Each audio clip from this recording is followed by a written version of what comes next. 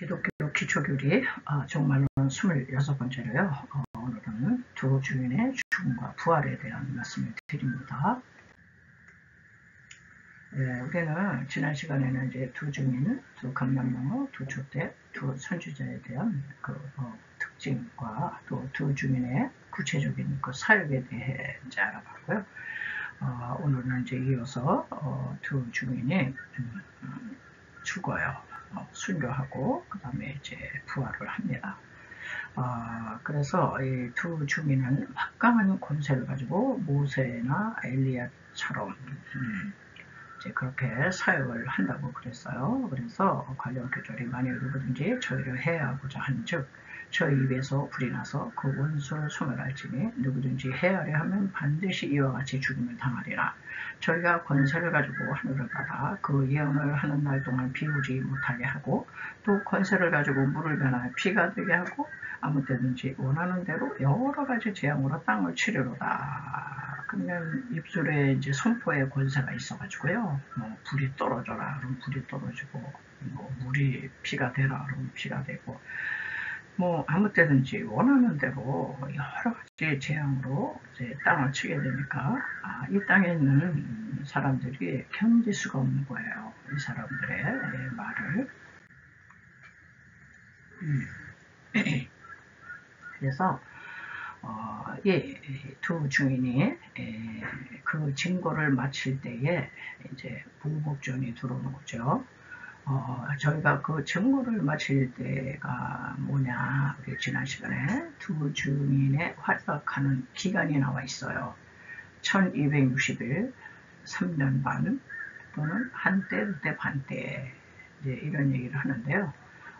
이게 다 이제 두 주인이 대환란 후, 그러니까는 전 3년 반하고 후 3년 반이 있는데 이 두 주인은 이 후 3년 반에 이렇게 증인 역할을 하다가 이제 죽게 될 것 같습니다. 저희가 그 증거를 마칠 때 무적행으로부터 올라오는 짐승이 저희로 더불어 전쟁을 일으켜 저희를 이기고 저희를 죽일 터인즉 저희 시체가 큰 성길에 있으리니 그 성은 영적으로 하면 소돔이라고도 하고 애굽이라고도 하니 곧 저희 주께서 십자가에 못 박히신 곳이니라 이렇게 나와 있거든요. 그래서 첫째 두 증인을 죽일 짐승이 뭐냐, 무적행으로부터 올라온 짐승이 되는 거예요. 무적행. 이게 사탄이 그 무적에게 감금되어 있다가 무적행으로부터 이제 올라온다는 겁니다. 이제 짐승으로 표현을 했는데요. 이거는 이제 사탄의 영을 받은 적그리스도의 일꾼들이죠. 적그리스도의 일꾼이요. 이제 거짓 선지자들이죠. 그래서 역사 속에서도 거짓 선지자들이 언제나 있었어요. 그래가지고 구약에서 참 선지자가 예언을 하면 반드시 그거를 반박하는 거짓 선지자가 등장을 합니다. 그런데 이제 이런 모형은 제 종말에도 그렇게 나타날 것이다. 그래가지고 예레미야서에 보면 예레미야가 참 선지자잖아요. 그런데 예레미야 당시에도 선지자들은 많았어요. 근데 다 어용 선지자였고 아주 극심하게 예레미야를 아주 박해했던 선지자가 거짓 선지자가 하나냐가 있었어요. 그리고 아모스 선지자 때도 거짓 선지자 아마샤가 있었어요. 그래가지고 이제 비박을 하는 거죠. 그리고 이제 두 번째는 이제 두 주민이 이제 죽게 되는데요. 여기서 이제 우리가 읽은 것처럼, 저희가 그 증거를 마칠 때 무적갱으로부터 올라오는 짐승이 이제 더불어 전쟁을 일으키고 이깁니다. 이기고 저들로 이제 죽이는데, 저희 시체가 큰 성길에 있으니 그 성은 영적으로 하면 소돔, 애굽, 또는 저희 주께서 십자가에 못 박히신 곳이니라 그렇게 나와 있거든요. 그러니까 사탄의 하수인인 이 적그리스도와 이 거짓 선지자들은요, 참 증인인 두 주민을 죽이는데 그 장소가 바로 소돔이라는 겁니다. 소돔. 여기 나오면 이제 그 소돔이 있는데 소돔, 애굽, 또 주께서 십자가에 못 박히신 곳 예루살렘이죠. 예. 그래서 이 소돔은 우리가 알다시피 동성애로 인해서 이제 멸망한 도성이거든요. 그때 이제 두 천사가 롯의 집에 들어왔을 때 막 두 천사를 끌어내라고 난리를 쳤죠. 또 이제 애굽은 하나님의 백성 이스라엘을 파라오가 아주 노예화한 장소예요. 오늘 이 세상은요 소돔과 같습니다. 동성애가 말로 다 못하고 또 애국과 같아요. 이 세상은요 사탄이 하나님의 백성까지도 막 좀 노예화하려고 하고 있어요. 온 인류를 이것저것으로 다 사로잡았어요. 문화, 문명과 지식과 쾌락과 음란과 돈과 술 취함과 방탕과 뭐 가지 가지로 여러분 이게 노예돼서 사는 그런 사람이 많아요. 담배와 마약과 술과 이거 다 포로된 거예요. 네. 그리고 이제 갈보리온도 주께서 십자가에 죽으신 것. 그러니까는 여기에 나오는 소돔, 애국, 갈보리온도 이거는 다 이 세상 권세를 이제 의미하는 거죠. 사탄이 지배하고 있는 이 세상 왕국.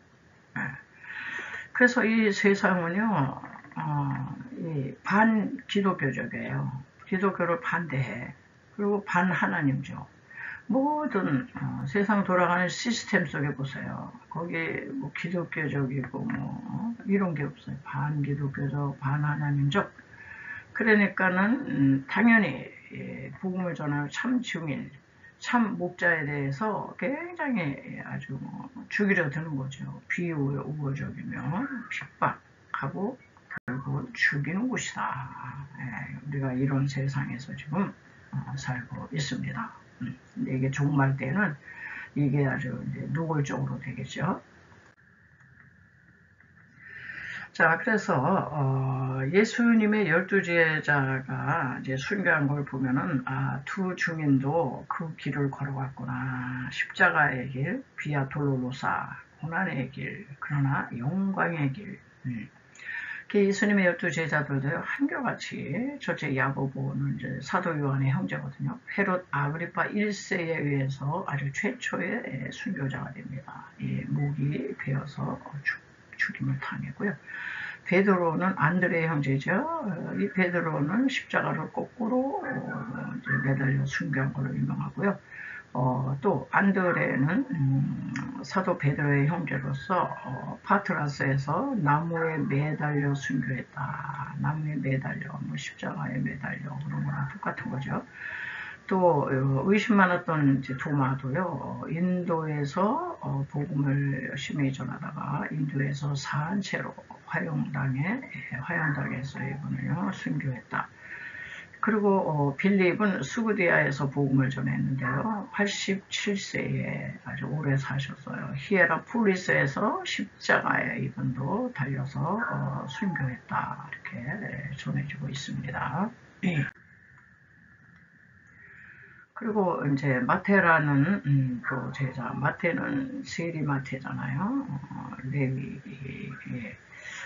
레위 마태. 이분은 에티오피아에서 목이 잘려서 참수형을 당해 나가요. 순교했고 바돌롬에 성경에는 이제 이 사람이 아마 나다나엘이 아닐까 그렇게 얘기를 하는 바돌롬의 제자는요.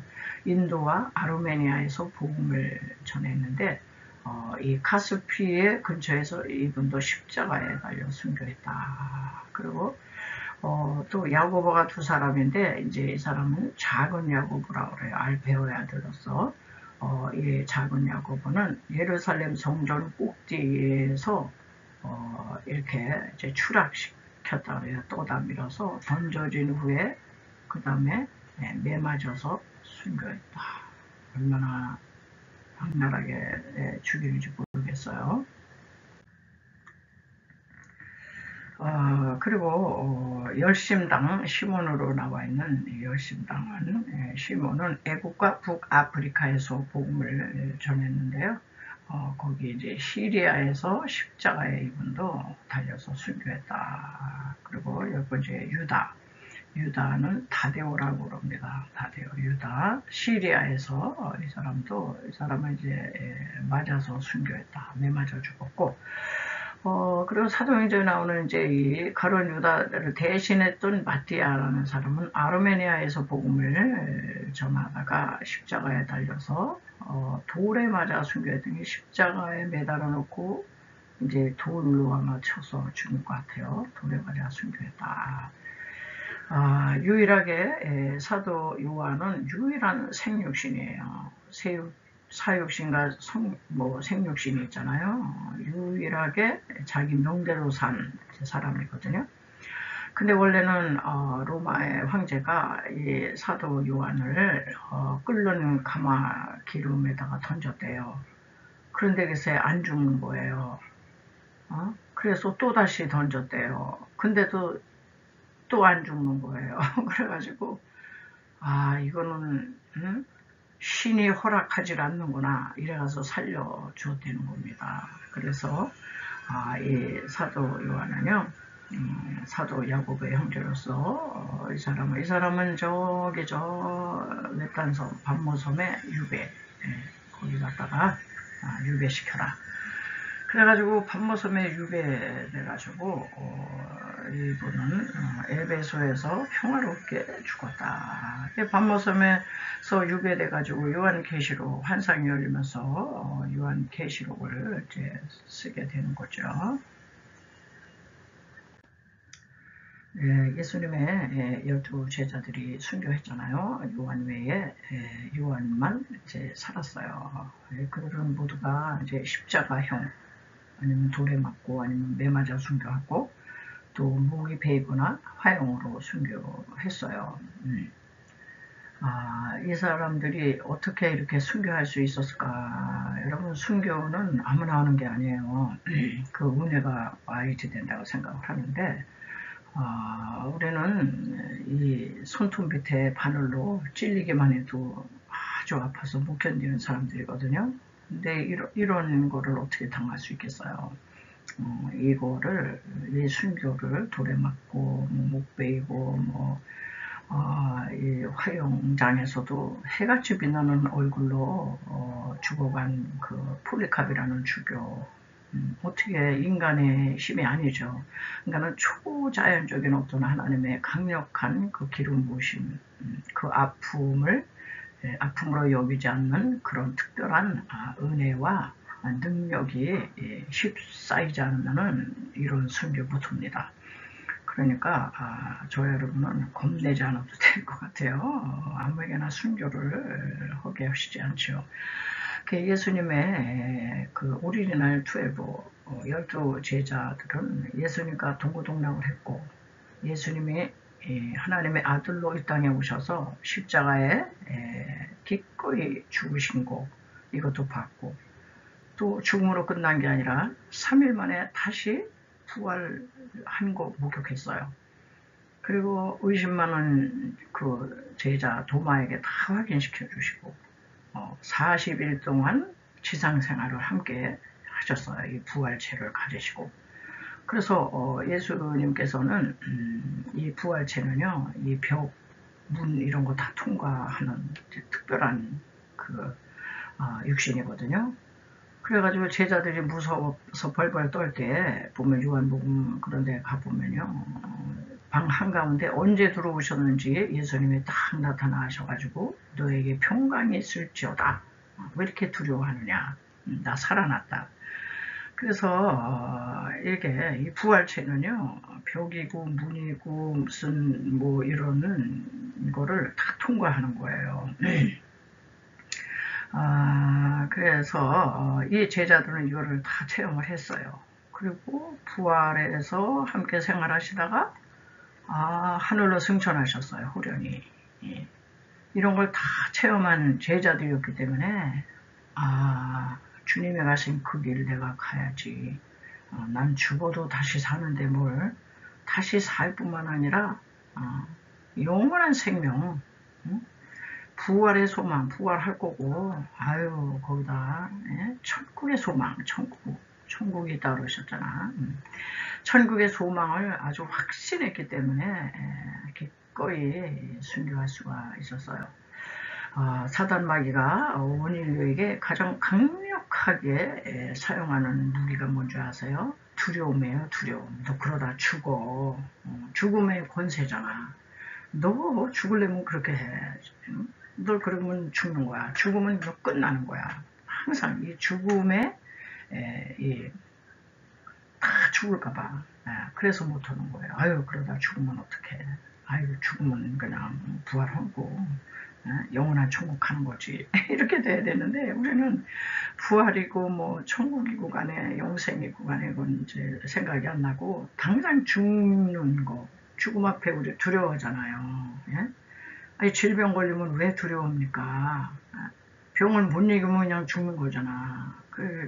그래요. 사탄이가 그 두려움의 영, 죽으면 너 그러다가 죽는 거야. 너 그렇게 진리를 선포하다가 너는 맞아주고 너 죽고 그래서 못하는 거잖아요. 자, 그런데 이제 마지막 때도요. 마지막 때 두 증인도 이처럼 마찬가지로 순교의 길을 갈 것이다 이렇게 예언할 거예요.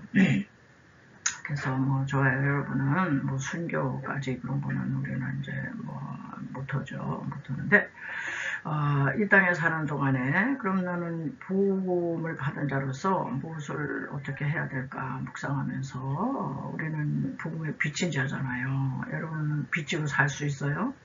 빚쟁이가 맨날 독촉하는데 얼마나 스트레스 받아요. 그 빚을 갚아야 됩니다. 그런 것처럼 우리는 복음에 빚을 졌기 때문에 때를 얻든지 못 얻든지 듣든지 아니 듣든지 복음을 전하는 자세로 살아야 되겠다. 이제 이거를 준비하면서 그래 어찌하든지 복음을 전하면서 살아야지 이제 그런 생각을 하게 됐어요. 자, 이 두 증인을 죽였어요. 그러고 나서 여기서 보니까는 이 두 선지자가 땅에 거하는 자들을 괴롭게 한 거로 땅에 거하는 자들이 저희의 죽음을 즐거워했다 그랬어요. 아주 얼마나 나쁜 사람들이에요. 죽여놓고는 즐거워하고 기뻐해서 서로 막 예물을 보냈다. 근데 사탄의 영을 받은 자들은요, 하나님께 속한 종들을 핍박하며 죽이는 것을요, 아주 기뻐해요. 기뻐하고 서로 예물을 나누며 아마 파티를 열었겠죠. 즐거워한다. 예수님을 십자가에 죽여놓고 종교 지도자들이 얼마나 그날 밤 즐거워하고 기뻐하고, 이야, 그 속속이던 예수 청년, 아유, 끝났다. 자칭 메시아 아니면 아들이니 그 헛소리 하던 그 떨거지들이 이제 다 이제 흩어지겠지. 예. 그리고 얼마나 서로 예물을 나누며 잔치했을 것 같아요. 예. 자, 이렇게 이들이 왜 이렇게 시체까지 이제 모욕을 하거든요. 괴롭게 한 고로 두 증인이 그들에게 아주 괴롭게 되는 게 뭐예요? 찔리는 말씀을 전파하는 거잖아요. 네? 참 증인은 진리는요, 아주 진리는 그렇게 달콤하고 뭐 이렇게 감미롭고 좋기만 한 게 아니에요. 심령의 찔림을 받으니까 그냥 괴롭게 여긴 나머지 죽여. 사도행전 7장에서도 스데반의 설교를 듣고 마음이 찔렸는데 회개를 해야 되는데 돌을 들어 치잖아요. 그 곁에 지켜보던 사울 청년이 그거를 합당하게 여겼다 그랬어요. 이렇게 진리의 말씀을 우리가 전할 때는요, 찔리는 사람이 있어요. 그 사람은 회개를 해야 되는 거야. 근데 두 가지 반응 중에 하나는 강박하게 돼서 죽이려고 들어요. 근데 이제 이때 종말 때는 두 증인에게 그렇게 했다라는 이제 그런 얘기입니다. 그런데 그걸로 끝나는 게 아니라 두 증인의 시체가 다시 살아났다. 이 부활이 있잖아요. 우리 기독교인들은. 계시록 11장에 이 3일반 후에 하나님께로부터 생기가 저에게 들어오며 저희가 발로 일어서니 구경하던 자들이 크게 두려워했을 거예요. 그러면서 하늘로부터 큰 음성이 있어서 이리로 올라오라. 이게 휴거되는 거죠. 부활 성천. 함을 저희가 듣고 구름을 타고 하늘로 올라가니 승천 저희 원수들이 구경하더라. 이 영적으로 짐승인 사탄의 하수인들은요 모두 한결같이 두 주민의 시체까지 모두 그래요. 장례도 쉬지 않고 그냥 방치했다. 예, 정말 그렇다는 겁니다. 그래서 이 방치된 시체가 3일 후 다시 생기가 들어와서 살아나니까 부활했잖아요. 얼마나 놀랐겠어요. 우리 주님께서도 십자가에 죽으신 후 3일 만에 부활하신 것처럼 두 주민도 3일 후에 다시 살아나 짐승들을 두려워 떨게 한 후에 하늘로 승천한다. 여러분은 이제 죽어도 다시 살고 살아서 휴거 부활하는 거예요. 다시 이제 하늘로 올라가는 겁니다. 그래서 두 주민의 죽음과 부활에 대한 말씀을 이제 오늘은 여기까지 드리겠습니다. 네, 마지막으로요. 큰 지진으로 7,000명이 죽습니다. 본문 말씀이요. 그 시에 큰 지진이 나서 성 10분의 1이 무너지고 지진에 죽은 자가 7천이라 그 남은 자들이 두려워하여 영광을 하늘에 하나님께 돌리더라. 둘째 화는 지나갔으나 보라 셋째 화가 속히 이르는도다. 두 주민이 이제 죽었다가 살아났잖아요. 그리고 하늘로 올라갔어요. 부활돼가지고 휴거됐습니다. 그거를 보고 이 남은 자들이 무척 두려워했고요. 그리고 우리 주님께서 십자가에서 죽으셨을 때 이 큰 지진이 나고 또 무덤문이 터지고 열리고 하면서 사람들이 또 부활했잖아요. 이런 것처럼 두 주인이 죽었다가 다시 살아나가지고 하늘로 올라가는 걸 보고 영광을 하나님께 돌리더라 그랬습니다. 그러면서 이 얘기를 둘째 화라고 얘기하고 있어요. 둘째 화는 지나갔으나 보라 셋째 화가 속히 이르는도다. 우리가 이제 지나갔지만은요. 다섯째, 여섯째, 일곱째 나팔 재앙에서 이게 다섯째 나팔 재앙의 화, 첫째 화고 여섯째 나팔 재앙의 둘째 화고 일곱째 나팔 재앙의 세 번째 화예요. 그래서 우리가 이제 7인 7나팔, 7대접 재앙을 먼저 다뤘거든요. 그래서 재앙 시리즈로 먼저 다뤘는데요. 첫째 화 때 우리가 알아본 것처럼 이때는 하나님의 입맞지 않은 자들, 이런 사람들이 황충 재앙이 임했어요. 5개월 동안. 그래서 이때는 괴롭게만 하고 죽지가 않아. 그래서 죽기로 원해도 죽음이 피해가는 그런 이제 고통이죠. 그리고 둘째 화는 오늘 우리가 다루는 두 주민의 죽음으로 오는 큰 지진으로 7,000명이 죽습니다. 그리고 셋째 화는 우리가 먼저 살펴본 일곱째 나팔 불 때 전개된 일곱 대접재앙 전체를 가리켜서 셋째 화라고 이렇게 얘기하고 있거든요. 그래서 이거는 이제 우리가 7인 7나팔 7대접재앙은 이제 먼저 살펴봤기 때문에 여러분들이 혹시 또 보시길 원하면은 지나온 것들을 다시 한번 이제 봐주시면 되겠고요. 오늘은 이제 이 큰 지진으로 성 10분의 1이 무너졌고 7,000명이 죽은 화, 이게 이제 둘째 화라는 것을 알아두시면 되겠습니다.